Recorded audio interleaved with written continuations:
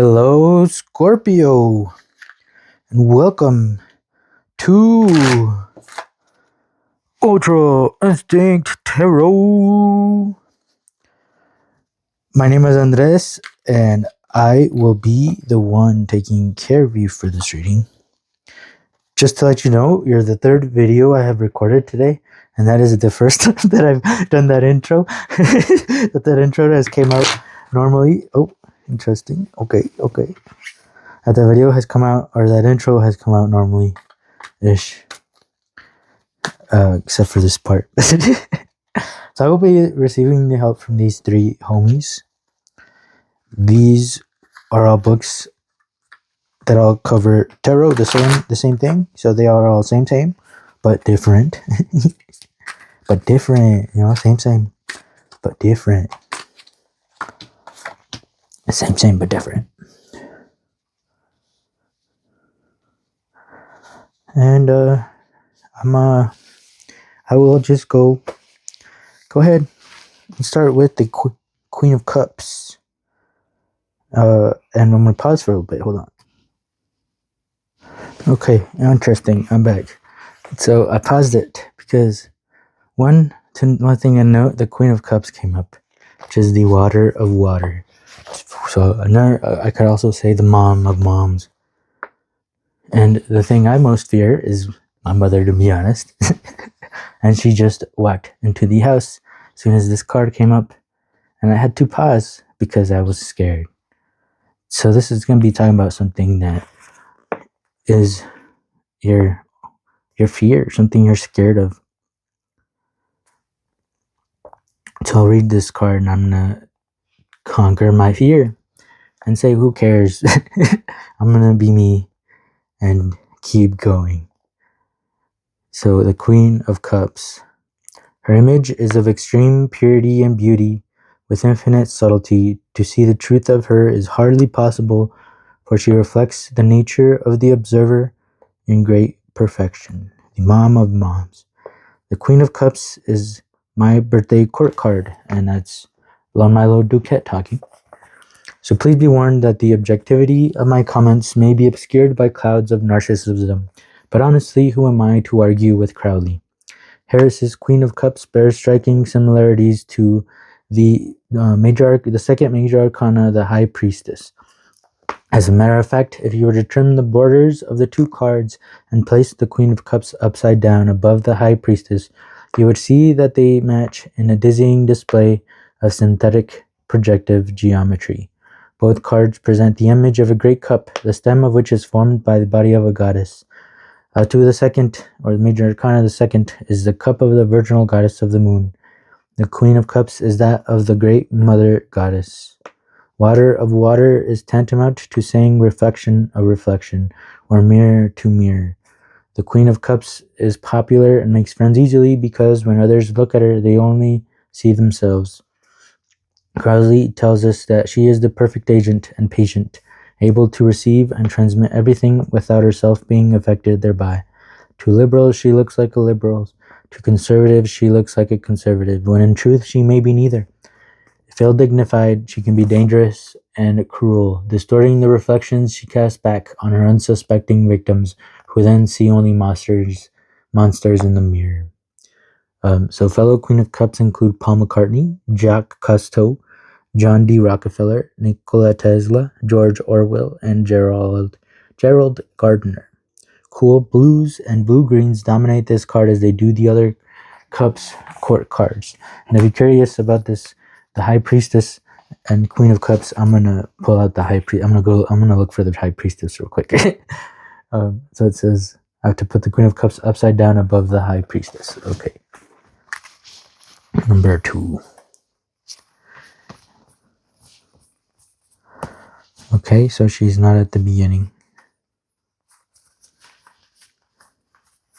Number 2. We're looking for 2. Alright, I'm trying to go faster now, but I still can't find her. If I just passed the 1, but that wasn't the 2. I passed the 2 of Cups, but that wasn't the 2. I almost grabbed the Empress, but that wasn't the 2. The 2. It was at the almost the very end, close to the Wheel of Fortune. Okay. I don't know what any of that means, but so here's, oh, interesting. Look at that. That's cool.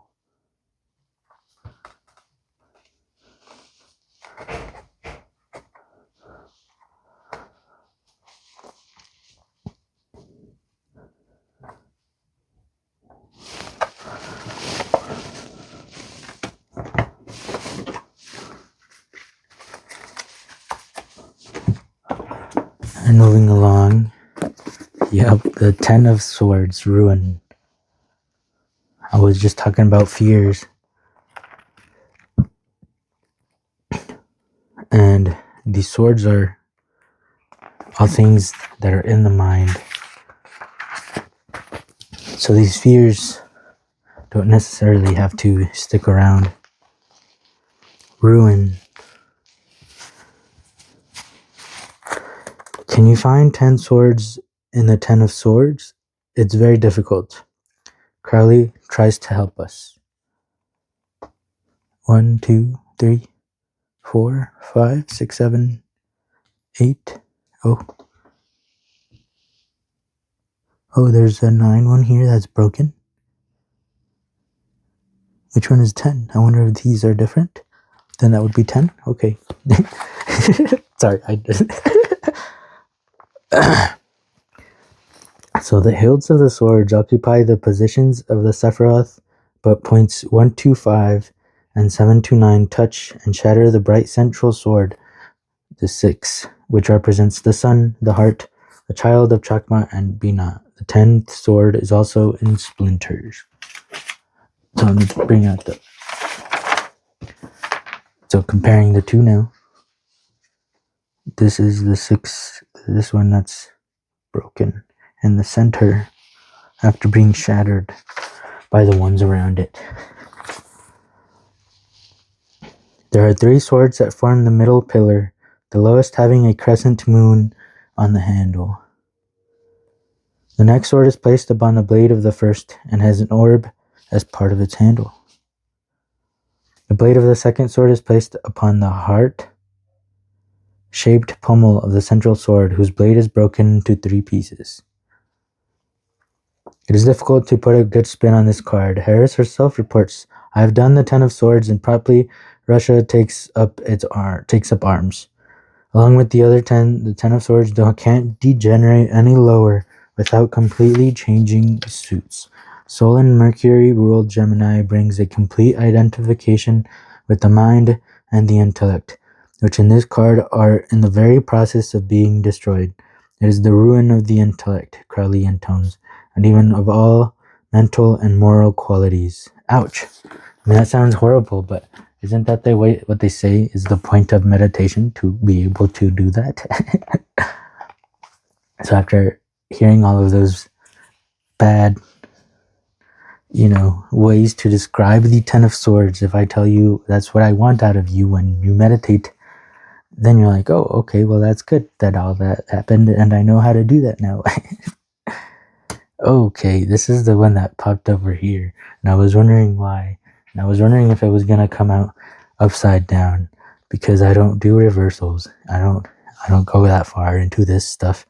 I just like to know, the basis of it. These are rules that I don't want to add in, but I think it was on purpose that this happened. And I will read. This does have an upright and a reverse, but I never used the reverse. But I will for this a Justice card.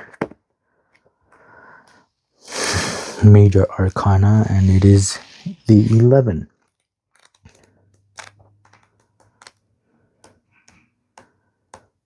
Okay, I will note and look and see what is before and after it. So before Justice, this Justice card is the Wheel of Fortune, which is things changing. The wheel keeps on spinning, time keeps on moving. So the sun will leave and then it will come back. So that happened before. This Justice, this adjustment, this And after is the Hanged Man, which is about surrendering what's going on because there's nothing you can do about the sun going around and around. Okay, so Justice, reverse. This is about unfairness, more of this ruin stuff. Interesting. That was a huge turn from this. Well, not even a huge turn. This is literally how we started, with a lot of fears. Scorpio, too, huh? Okay. You probably are very well known in these territories. Unfairness, revenge, injustice, corruption, consequences, retribution. When justice is reversed, she can lose her ability to be objective, to see the truth, or to assert consequences. Perhaps she has her own prejudices or biases that are clouding her usual sharp vision. On the other hand, in her desire to make things right, she may have gone too far. She has forgotten that her true values are to correct imbalances in the law of karma, not to punish or injure. Interesting. Now, is this you that's doing these things, or is this thing that's happening to you, or are you doing it to yourself? Drawing justice in reverse can indicate that you are in a situation that has been unfair. Do you feel the need to assign blame to someone at work? Are you filled with a yearning to teach an ex-partner a lesson? Is revenge your main concern? Do you have a faith that the universe will create balance, or do you take justice into your own hands? Detach from vengeance. It is important to strike a balance between defending yourself and maliciousness. Consider what is to be gained from revenge. It is unlikely to solve your problems, and the consequences are rarely worth the momentary satisfaction. Understand your accountability. Take a wider view and consider if you had a part to play in the issue as well. Try to engage in fair discussions with any other injured party. Trust in karma. And I've been learning that karma is it's just action. It's just what it happens. It's what it is. It's the time that keeps on moving and moves because of karma just keeps on happening. It keeps on moving. Things keep happening. When things are unfair and there's nothing you can do, remember that everyone will reap what they sow. See, that's what they say, but it's only because of the mirror. So, since we are all one, just looking at the mirror, whatever happens to us is things that we do too. We do it to the mirror. Obviously, the mirror is gonna do it right back. All right, 5, 6, 7 of Pentacles. Interesting. And he's looking down. He doesn't look very happy. 7 of Pentacles. What do we got to learn from you? Harvest, hard work, slow results, long-term rewards. Interesting. The Fool uses the generosity from the 6 to put all her effort into developing something. For a while, she felt she was wasting her effort. Progress was slow. Interesting. With patience, her seeds have flourished into a large plant, heavy with fruit. Being so focused on the labor, she never took the time to observe the blooms. Finally taking a break, she gazes in awe at her creation.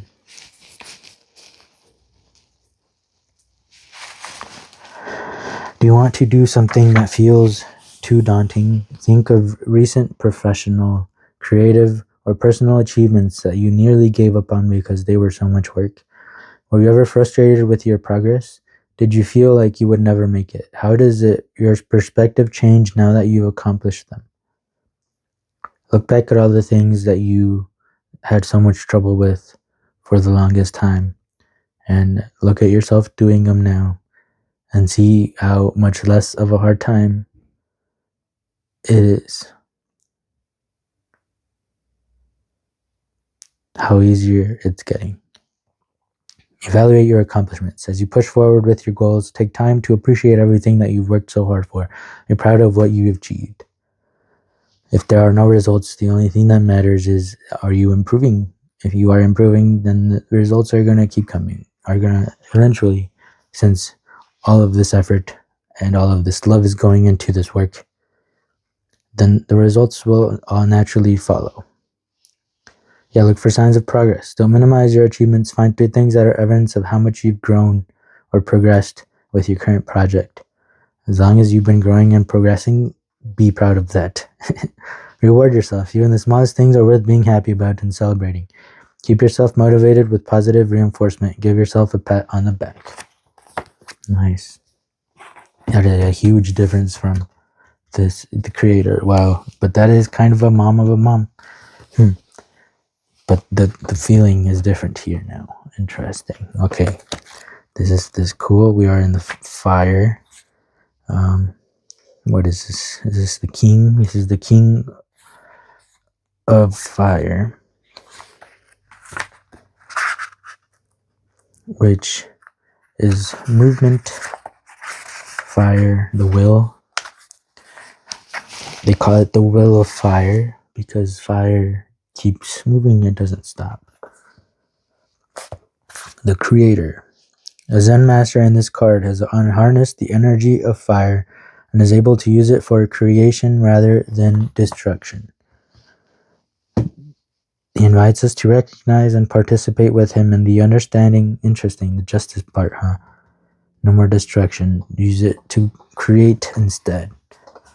He invites us to recognize and participate with him in the understanding that belongs to those who have mastered the fires of passion without repressing them or allowing them to get destructive and out of balance. He is so integrated that there is no longer any difference between who he is inside and who he is in the world outside. He stopped fighting the mirror. He offers this gift of understanding and integration to all those who came to him, the gift of creative light that comes from the center of his being. The King of Fire tells us that anything that we undertake now, with the understanding that comes from maturity, will bring enrichment to our own lives and to the lives of others. Using whatever skills you have, whatever you have learned from your own life experience, it is time to express yourself. There are two types of creators in the world. One type of creator works with objects, a poet, a painter. They work with objects, they create things. The other type of creator, the mystic, creates himself. He doesn't work with objects, he works with the subject. Ooh, I like that. He works on himself, his own being, and he is the real creator, the real poet, because he makes himself into a masterpiece. You are carrying a masterpiece hidden within you, but you are standing in the way. Just move aside, and the masterpiece will be revealed. Everyone is a masterpiece because God never gives birth to anything less than that. Everyone carries that masterpiece hidden for many lives, not knowing who they are and just trying on the surface to become someone. Drop the idea of becoming someone because you are already a masterpiece. You cannot be improved. You have only to come to it, to know it, to realize it. God himself as himself created you, and you cannot be improved. Interesting. Control. Okay. Release the control, huh? There's another king. Interesting. This guy gained control of fire. Now this guy gained control of his mind.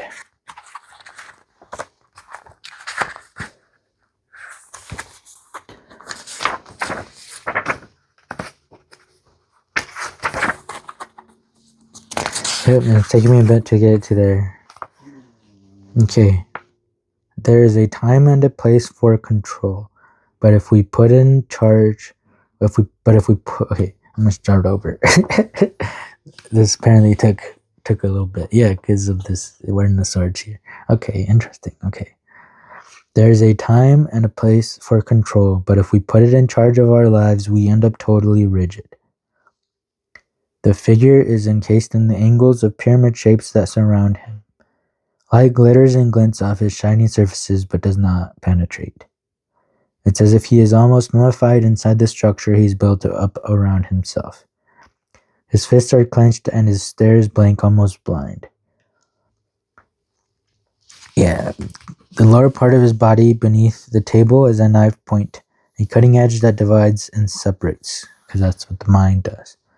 His world is ordered and perfect, but it is not alive. He cannot allow any spontaneity or vulnerability to enter it. The image of the King of Clouds reminds us to take a deep breath, loosen our neckties, and take it easy. If mistakes happen, it's okay. If things get a little out of hand, it's probably just what the doctor ordered. There is much, much more to life than being on top of things. That's definitely what this Justice card seems like it wanted to do. Controlled persons are always nervous because deep down turmoil is still hidden. If you are uncontrolled, flowing, alive, then you are not nervous. There is no question of being nervous. Whatsoever happens, happens. You have no expectations for the future. You are not performing. Then why should you be nervous? To control that mind, one has to remain so cold and frozen that no life energy is allowed to move into your limbs, into your body. If energy is allowed to move, those repressions will surface. That's why people have learned how to be cold, how to touch others and yet not touch them, how to see people and yet not see them. People live with cliches. Hello, how are you? Nobody means anything. Yeah, good. You know, if people were honest, nobody would be saying, good, how are you? Good. Oh, good. Bye. Nobody would be saying that because nobody is good right now. These are just to avoid the real encounter of two persons. People don't look into each other's eyes. They don't hold hands. They don't try to feel each other's energy.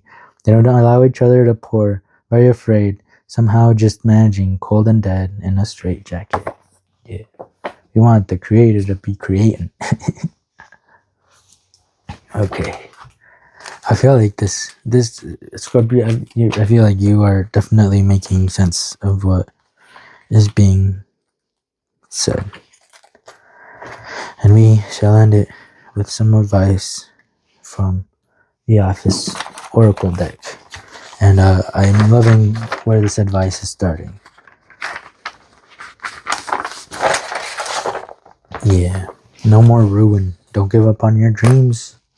Even though it's taken a while. This thing you created. You don't have to do it all. Do what you do. And let yourself be taken to where you need to be.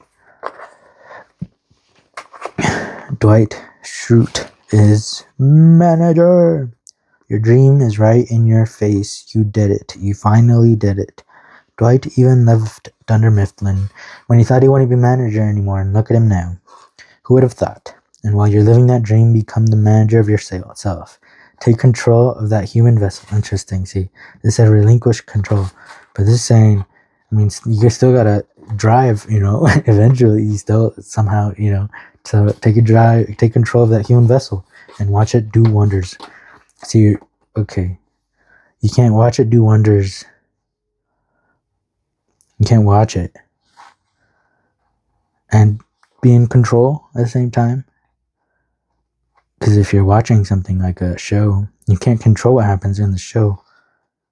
So take control and watch.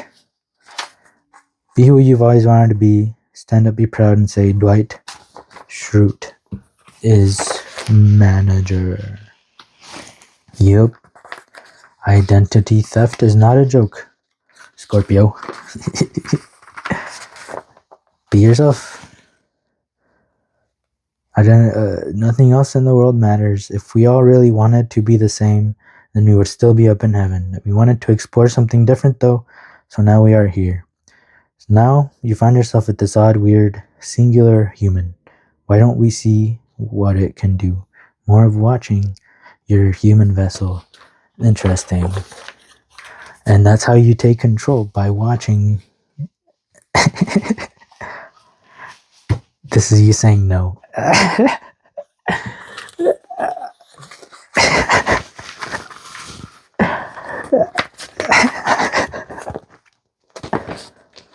No. I'm saying no. No. No. No.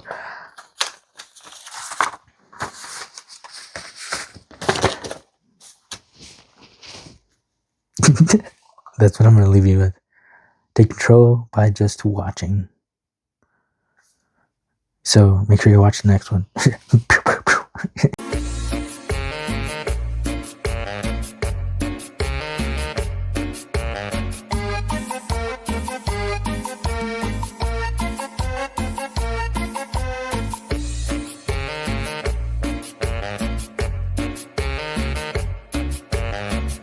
ti como que se te olvida con quién tú estás hablando. Los teles.